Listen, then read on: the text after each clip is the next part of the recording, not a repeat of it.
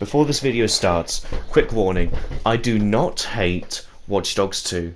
I in fact like the game, but I'm just saying, compared to the first game, I don't like it that much. I'm gonna try and explain this.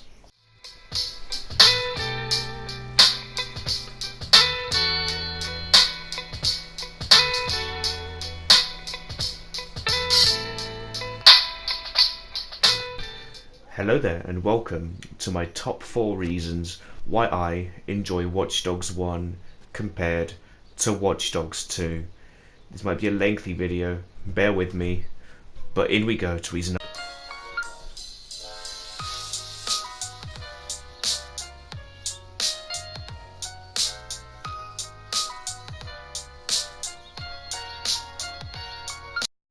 Alright, let's look at the stories of these two games.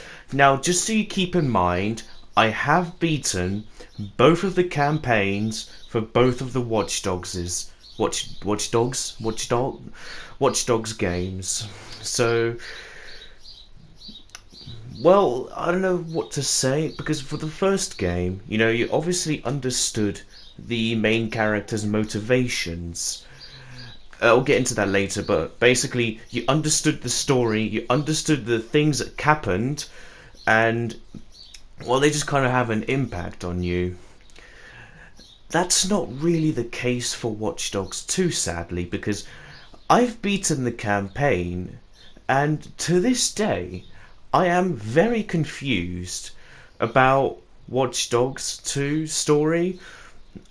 It's not really been explained that well, and you don't really get that much of an explanation, I really feel, because things just kind of happen. It just kind of happen, you don't really have reasons and other stuff. I mean, other than Bloom is evil, you don't really have any other reasoning. I just kind of feel that with Watch Dogs 2, the story is really weak, and I don't really feel it has much impact as the ending of Watch Dogs 2 compared to the ending of Watch Dogs 1, which, without spoiling anything, Watch Dogs 1's ending really feels emotional, like you really completed your task. Yet in Watch Dogs 2, you don't really feel completed. You still feel that there's something wrong. There's not really an end. It doesn't really feel like an ending, but it just feels like something that happened. And I really want in Watch Dogs 3 to at least have a much better storyline than Watch Dogs 2. Alright, off to the next one.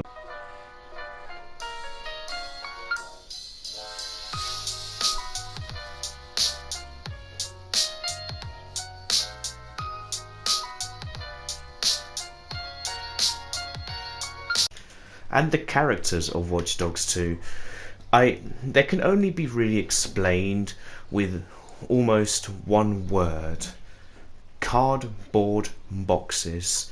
That's just really how I feel with them. They're just kind of cardboard boxes.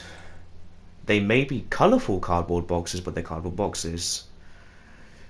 Starting with Wrench here, he's got a lot of character and a lot of shine to him, but he doesn't really have much development. He doesn't really have much reasoning, and he really doesn't have much.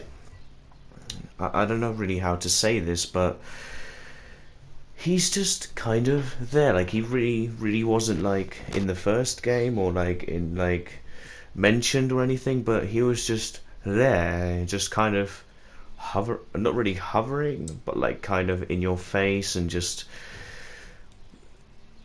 really being, just in my opinion, kind of obnoxious. Yeah, I know, shocker, I find Wrench quite obnoxious for me. Moving on to the next one, Marcus Holloway. For the main character, for the main protagonist that you're going to be playing as for like 99.9% of the game, he is quite the bland one. He doesn't really have, again, much reasoning, much motivations, much of really anything. He's just there, and that's kind of really annoying me. And I would really like it if he had like a story, like a motivation, like why is he in San Francisco? Why did he join DedSec? And like other things that I really wish were answered, but like they're sadly just left unanswered. And it's really a shame because he has so much potential as a character, but they're just kind of thrown out the window for the gameplay of the game, which I will not lie, it's quite fun. It is very fun, especially with friends. But when it comes to playing the story, for the story of this game and the characters, they are just really not fun at all. Moving on to the second one, Satara. She's the artsy one of the group, you know, just like making all the art for everyone. And she's just kind of there, you know, just making the art, you know, just she's quite talented, sure. But again, why is she in San Francisco? Why? Like, there's so many questions I wish were answered in this game that it's just wasted potential, and I just really feel that Ubisoft could have done something when it comes to these characters and their reasonings. I just really wish there was more story to them instead of them just feeling like being there. And moving on to the last one, well, not the last one, Josh, the second to last, Josh. He's the one that you'll probably be attached to the most. He's the one that's just, you know, he's just there again, yeah. But he's like the youngest of the group and the one that's trying to stay serious. But then at the same time, he's just there and he doesn't have a backstory and he doesn't really have reasoning. He's just there.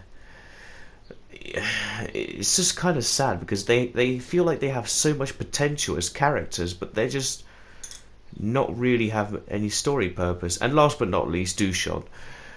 Probably, in my opinion, the worst video game villain ever, because he doesn't do anything, he's not intimidating, and he doesn't really appear much except for at the beginning, halfway, and in the end. And other than that, he never really appears, and the ending that you get is really disappointing when it comes. Oh God, sorry. I need a coffee. But he's just really there. He doesn't really have any. He's just not really a good villain. You don't feel intimidated by him. He just kind of hovers around and does his thing. And it's really disappointing because I feel like he could have had like a proper villain this thing. And if we're talking about proper villains, we got to talk about Damien and Lucky Quinn. Damien, in the beginning, he's just, you know, helping Aiden Pierce with his heist, and it's just amazing because then it just kind of goes downhill, and then Damien starts to go insane, and he, you know, gets a hit on Aiden's family, and it's all like really emotional, and you know you can feel with Damien because he's quite the villain. He's quite intimidating, and for the other one, especially Lucky Quinn, oh my goodness, he's a great villain. When you first see him, he's stabbing a poor guy in the throat. For an old man, he is quite intimidating, and that's really what you want with a video game villain. You want them to be intimidating. You want to fear them. And that's what I feel that both Damien and Lucky get really well. And it's just one of those reasons why Watch Dogs 1 is just such a brilliant game. And it's just, oh my goodness, I can go on about this all day about how Lucky and Lucky and Damien are both brilliant villains. But I'm not, because there's a video I need to do, and I'll just go straight to the next point.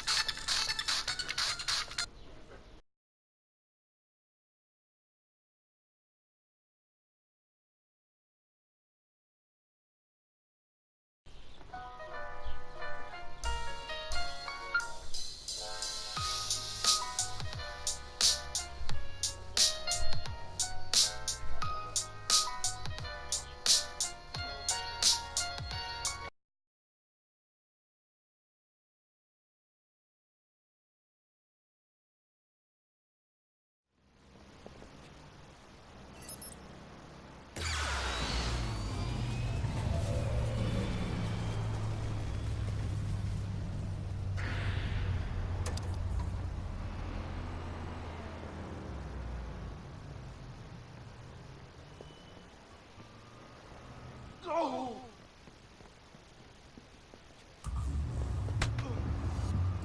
Hey, listen to me! Want to start something? Don't you...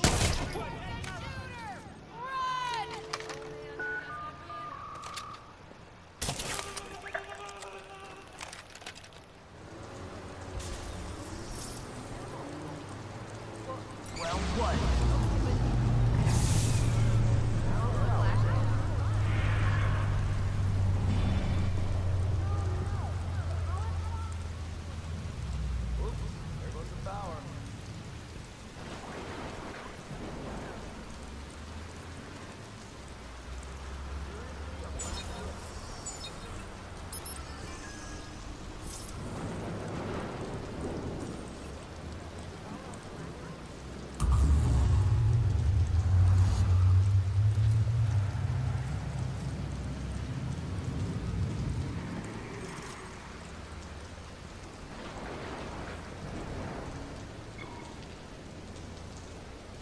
That's the guy from the news reports.